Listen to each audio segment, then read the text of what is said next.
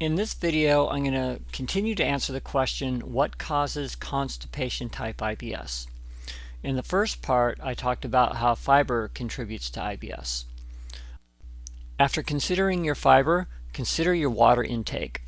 In a survey conducted at the Rockefeller University, they discovered only 1/3 of Americans drink enough water.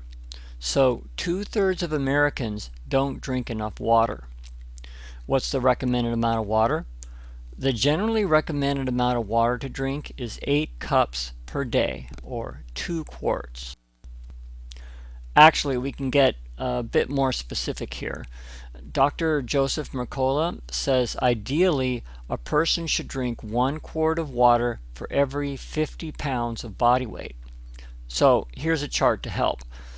Based on this criteria, 8 cups of water would only be adequate for children and small women. In reality, the requirements are higher. A 150-pound person needs 3 quarts of water. Water contributes to a faster transit time because it helps keep the stools moist. So that's major contributor number 2. Number 3 on my list of major contributors to constipation is lack of exercise. According to a 2011 survey conducted by the CDC, less than 20% of Americans get the recommended levels of exercise. Now, both aerobic activity and strength training are part of these guidelines. I'll talk about them in a second. Although both kinds of exercise are important, it's the aerobic activity that'll help most with constipation. Aerobic activity moves the lungs, abdomen, and legs, which all contribute to peristalsis and a higher transit time. Alright, so just what are these exercise guidelines? Well, in 2008, the CDC recommended a couple ways to achieve adequate physical activity. For adults and elderly folks, the recommended level of aerobic activity is 2 hours and 30 minutes of moderate exercise or 75 minutes of vigorous exercise a week. Now actually that's pretty doable when you break it down. That's only one 30-minute walk 5 days a week or one 15-minute jog 5 days a week. As for the strength training, the CDC recommends doing this 2 or more days per week.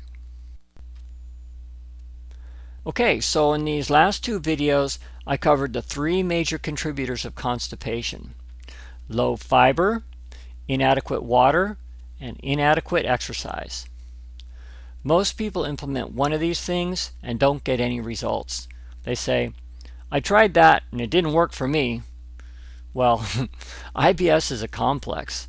Often there's more than one factor that makes it chronic. So try this.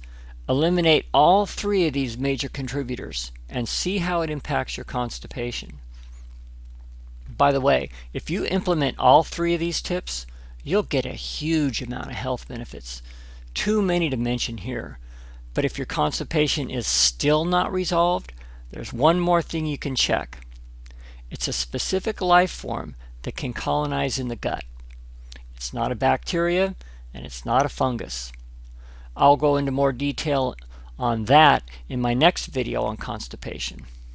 By the way, that video is only available on my blog at dismantlingibs.com. See you there.